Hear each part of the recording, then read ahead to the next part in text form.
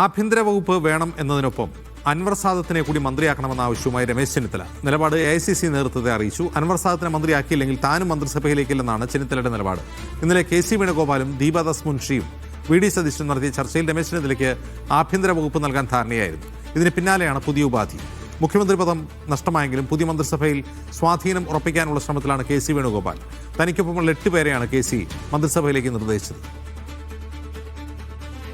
UDFിൻ്റെ കക്ഷി നേതാക്കന്മാരുമായിട്ട് ഒറ്റയ്ക്കും കൂട്ടായിട്ടും ചർച്ച ചെയ്യും. അതിലെ ചർച്ചകൾക്ക് ശേഷം കോൺഗ്രസിൻ്റെ ചർച്ചകൾ തുടരും. ഇന്ന് തീരുമാനമാകാനാണ് സാധ്യത. അത് തീരുമാനമായ ശേഷം അറിയിക്കാം. അതൊക്കെ തീരുമാനമായതിനു ശേഷം അറിയിക്കും. അതൊക്കെ ചർച്ചയ്ക്ക് ശേഷം ഉചിതമായ തീരുമാനം അറിയിക്കും. ഇപ്പോൾ ഉഭയകക്ഷി ചർച്ചയ്ക്ക് ശേഷം PJ ജോസഫ് മടങ്ങുകയാണ്.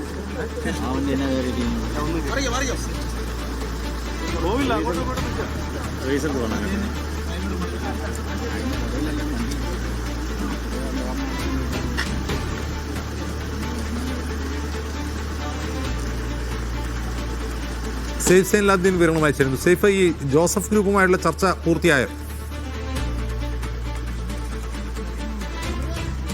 ആദ്യഘട്ട ചർച്ച പൂർത്തിയായിട്ടുണ്ട്. അതിൽ തീരുമാനമായിട്ടില്ല. അജിംസ്, നമുക്ക് ലഭിക്കുന്ന വിവരം അനുസരിച്ച് PJ ജോസഫ് 2 മന്ത്രിസ്ഥാനം എന്ന നിലപാടിൽ അദ്ദേഹം ഉറച്ചു നിന്നു എന്നുള്ളതാണ് നമുക്ക് ലഭിക്കുന്ന വിവരം. പക്ഷേ കോൺഗ്രസ് ആ 2 മന്ത്രിസ്ഥാനം എന്ന അവരുടെ ആവശ്യത്തിനോട് അനുകൂലമായി പ്രതികരിച്ചില്ല. ഒരു മന്ത്രിസ്ഥാനം, ഒരു ക്യാബിനറ്റ് പദവിയും എന്ന ഫോർമുലയാണ് അവർ മുന്നോട്ട് വെച്ചതെന്നാണ് നമുക്ക് പുറത്ത് ലഭിക്കുന്ന സൂചനകൾ. അദ്ദേഹത്തോട് സംസാരിക്കുമ്പോഴും അങ്ങനെ തന്നെയാണ് അറിയാൻ കഴിയുന്നത്. പക്ഷേ PJ ജോസഫ് വഴങ്ങാൻ തയ്യാറായിട്ടില്ല.